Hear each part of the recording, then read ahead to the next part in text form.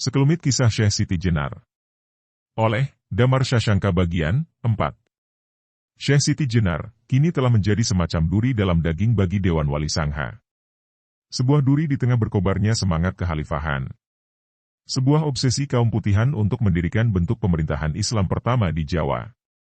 Suatu kekhalifahan yang menurut mereka bakal menjadi lebih besar gaungnya daripada kekhalifahan Malaka, yang berdiri 1400 m, maupun kekhalifahan Samudra Pasai yang berdiri pada tahun 1285 Masehi, 7 tahun lebih awal berdiri daripada berdirinya Kerajaan Majapahit di Jawa, 1292 m. Samudra Pasai bisa berdiri karena Kerajaan Sriwijaya yang bercorak Buddhis, tengah terlibat peperangan dengan Kerajaan Tai yang juga sama-sama bercorak Buddhis. Ditambah lagi, serangan dari Kerajaan Singhasari yang berpusat di Malang, Jawa Timur dalam ekspedisi Pamalayunya, ikut memperlemah kekuatan Sriwijaya. Dalam situasi politik yang tidak menentu seperti ini, Samudra Pasai berhasil memisahkan diri, dan kemudian memaklumatkan diri sebagai kekhalifahan pertama di Nusantara.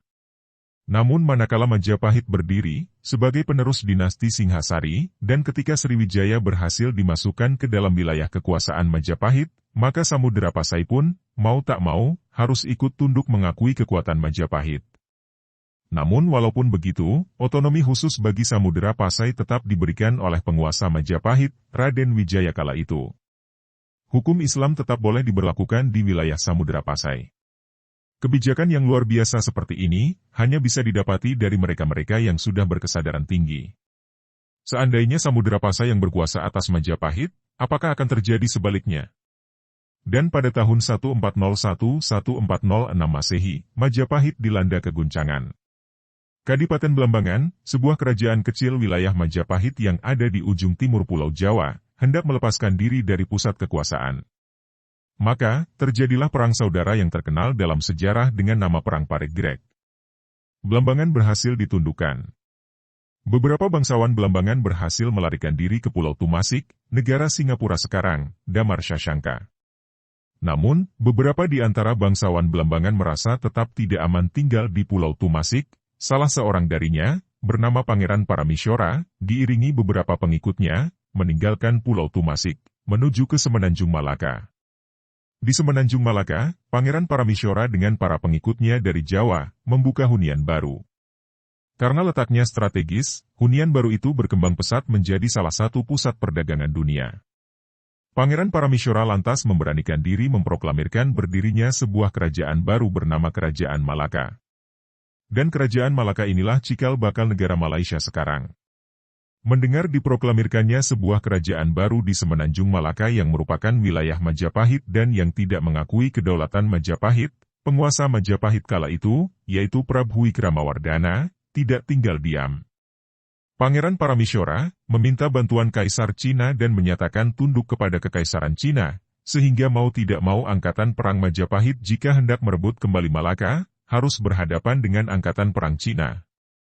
Pangeran Paramisyora memang cerdik, bahkan untuk memperkuat tercapai ambisinya, dia menyatakan masuk Islam karena dia menyadari, di Malaka kebanyakan masyarakatnya telah memeluk Islam. Begitu masuk Islam dia mengganti namanya menjadi Sultan Iskandar Shah. Dan Malaka lantas berubah menjadi sebuah kekhalifahan Islam. Para penduduk Malaka dan Samudra Pasai menyatakan dukungannya kepada kekhalifahan Malaka. Praktis, kini Majapahit harus menghadapi dua kekuatan sekaligus, yaitu kekuatan angkatan perang Cina dan kekuatan Islam. Di lain pihak, di pusat kekuasaan Majapahit sendiri, segala keputusan penting yang menyangkut kedaulatan negara, terkesan sangat lambat dan tidak tegas. Terutama kebijakan yang terlampau lunak kepada orang-orang Islam yang ada di wilayah Majapahit membuat Majapahit semakin kehilangan pamornya. Kebijakan yang teramat lunak ini juga tak lepas dari banyaknya petinggi kerajaan yang telah beragama Islam. Maka tak heran, kebijakan yang terlampau lunak kepada orang-orang Islam, kerap kali mewarnai keputusan-keputusan yang diambil. Dan menyangkut urusan Malaka, pada akhirnya, Malaka lepas juga dari wilayah Majapahit. Konfrontasi yang hendak dijalankan, tidak pernah terwujud. Majapahit tengah disetir oleh kekuatan-kekuatan eksternal yang tidak kasat mata. Sultan Iskandar Shah meninggal dunia pada tahun 1414 Masehi. Dia digantikan oleh Muhammad Iskandar Shah. 10 tahun kemudian, 1424 terjadi perebutan kekuasaan. Adik Muhammad Iskandar Shah, yaitu Mudzafar Shah, merebut tahta kekhalifahan. Situasi politik Malaka mencekam. Pada masa inilah, Syekh Datuk Soleh, seorang ulama Islam terkemuka yang tinggal di Malaka, melarikan diri ke Jawa. Syekh Datuk Soleh adalah putra dari Syekh Datuk Isa. Syekh Datuk Isa adalah ulama terkemuka juga di Malaka, beliau putra Syekh Ahmad Jalaluddin, ulama Islam yang bermukim di Champa, Kamboja sekarang, Damar Shashanka. Syekh Ahmad Jalaluddin adalah pendatang dari India, dia adalah putra Syekh Abdullah Hanuddin, seorang mursyid tarikat Syatariah yang terkenal di Ahmadabad, India. Syekh Abdullah Hanuddin sendiri adalah putra Syekh Abdul Malik yang juga seorang pendatang di India. Beliau berasal dari Kazam, Hadramaut. Syekh Abdul Malik adalah putra Syekh Alawi. Syekh Alawi adalah keturunan seorang ulama terkenal yang bernama Syekh Isa Al-Muhajir Al-Bashori Al-Alawi. Pada tahun 1425 Masehi, Syekh Datuk Soleh tiba di Caruban Larang, Cirebon sekarang, Damar Shashanka. Kedatangannya bersama istri beliau dan para pengikutnya. Setibanya di Caruban Larang, yang waktu itu sudah diperintah oleh Pangeran Cakrabuana, beliau memilih menetap di daerah Pakuan Caruban atau Astana Japura sekarang, terletak sebelah tenggara kota Caruban Larang. Di Caruban, beliau bersahabat dekat dengan Syekh Datuk Kahfi, seorang ulama Islam yang telah lebih dahulu tiba di Caruban, bahkan jauh-jauh hari sebelum Pangeran Cakrabuana mendirikan Caruban Larang. Syekh Datuk Kahfi inilah guru dari Pangeran Cakrabuana.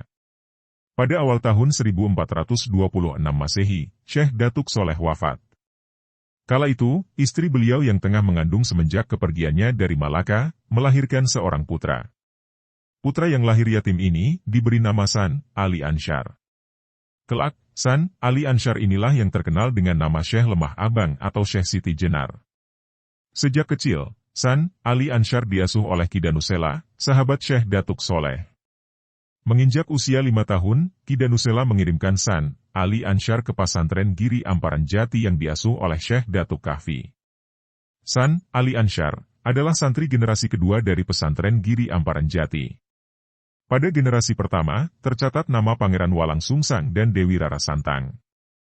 Keduanya adalah putra-putri Prabu Silihwangi, Raja Pajajaran.